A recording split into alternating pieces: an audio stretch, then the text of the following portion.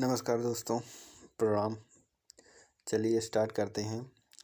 यहाँ तक हम संयुक्त स्वर तक पढ़ चुके थे और हिंदी में उसके बाद पढ़ना चालू करेंगे। अब स्वर के भेद। जिह्वा के उपस्थित स्थान के आधार पर स्वर के कितने भेद हो, अर्थात स्वर के भेद अर्थात जिह्वा उपस्थित स्थान के आधार पर स्वर के 3 भेद होते हैं। कौन कौन से? अग्र स्वर, मध्य स्वर और पश्च स्वर। ये 3 स्वर होते हैं। इसमें क्या होता है? अग्र स्वर। अग्र स्वर में जिसमें जीभ का अगला हिस्सा काम करे उसे अग्र स्वर कहा जाता है। मध्य स्वर का मतलब होता है ना आगे और ना पीछे, मध्य बीच का हिस्सा जब काम करे, बीच के हिस्से, मुख के बीच के हिस्से जब काम करे तो उसे क्या कहते हैं? मध्य स्वर कहते हैं। मध्य स्वर में सिर्फ एक स्वर आता है जिसका नाम आ है। आ सिर्फ एक वर्ण इसमें आता है।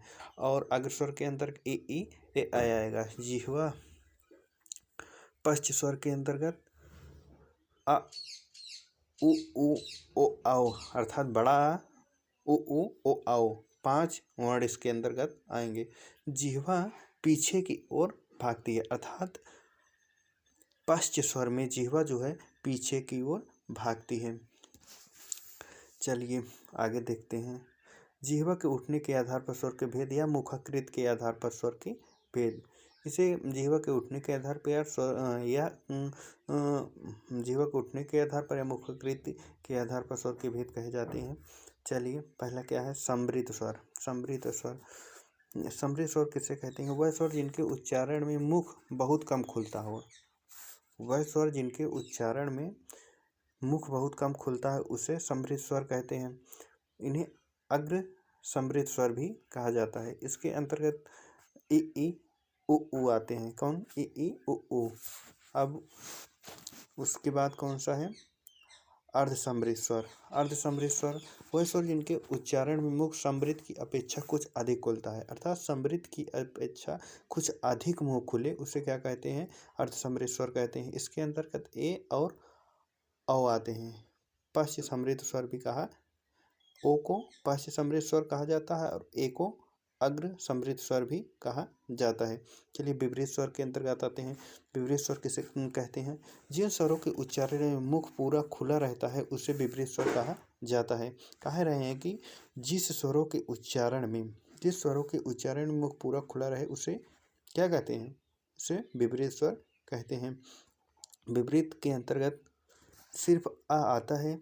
क्या? सिर्फ आ। उसके बाद आ रहेगा। ए जो है अग्र अर्ध स्वर माना जाएगा और औ पश्च अर्ध वृत्त स्वर माना जाएगा। और उसके बाद अर्ध विपरीत स्वर। अर्ध विपरीत स्वर के अंतर्गत जिन स्वरों के उच्चारण में मुख आधा खुलता है उसे अर्ध विपरीत स्वर कहा जाता है। इसके अंतर्गत आ ए औ आते हैं। क्या? आ ए औ आते हैं। स्वर दोस्तों इसमें पूरा नहीं, पीडीएफ में थोड़ा है और इसके अंदर आ ए औ आते हैं। चलिए आगे देखते हैं। प्लुप्त स्वर। कौन? प्लुप्त स्वर के ना आ जाते हैं। अब स्वर के भेद के अंतर्गत ये भी है प्लुप्त स्वर। इसमें 3 मात्रा का समय लगता है इसलिए त्रिमात्रिक कहते हैं। जैसे कि ओम के उच्चारण में देखा जाए तो 3 मात्रा का समय लगता है, अर्थात इसके उच्चारण में दीर्घ से दोगुना का समय लगता है। दीर्घ से दोगुना का समय लगता है तो इसे प्लुप्त स्वर कहा जाता है। व्यंजन। स्वरों की सहायता से उच्चारित वर्ण को व्यंजन कहते हैं। स्वरों की सहायता से बोले जाने वाले वर्ण को व्यंजन कहा जाता है। चलिए अब देखते हैं व्यंजन। व्यंजन 3 प्रकार के होते हैं। कौन कौन से होते हैं? स्पर्श व्यंजन या वर्गीय व्यंजन।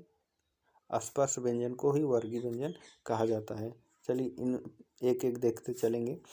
पहले हम जैसे जिह्वा और वायु एक दूसरे से स्पर्श करके मिलते रहते हैं और इसे स्पर्श व्यंजन कहते हैं, इसलिए इसे स्पर्श व्यंजन या वर्गीय व्यंजन। स्पर्श को पार से तद्भव मतलब स्पर्श मतलब छूना कहा जाता है। स्पर्श मतलब छूना। वर्गी का मतलब वर्गी इसमें 5 वर्ग में बांटा गया है। 5 वर्ग मतलब का वर्ग, चा वर्ग, टा वर्ग, ता वर्ग और पा वर्ग, 5 वर्ग में बांटा गया है। चलिए देखते हैं इसके। का वर्ग के अंतर्गत का, खा, गा, का, अंगा और चा, छा, जा, जा, इया, टा, ठा, डा, ढा, अड़ा, उसके ता वर्ग, ता, था, दा, धा, ना, पा वर्ग, पा, फा, बा, भा, मा आएगा। ठीक। जो ये पंचमा अक्षर होता है ग, ङ, ण, न, म, इसे क्या पंचमा अक्षर कहा जाता है। पंचमा अक्षर कहा जाता है। इन्हें अनुनासिक भी कहा जाता है। क्या? अनुनासिक भी कहा जाता है। इनकी कुल संख्या कितनी है? 25। इनकी 5 × 5 अर्थात 25। इन्हें स्पर्श व्यंजन कहा जाता है। चलिए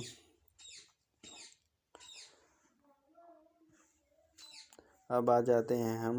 यार अलावा अगर आपसे पूछ लिया जाए तो ये अल्प प्राण के अंतर्गत आते हैं।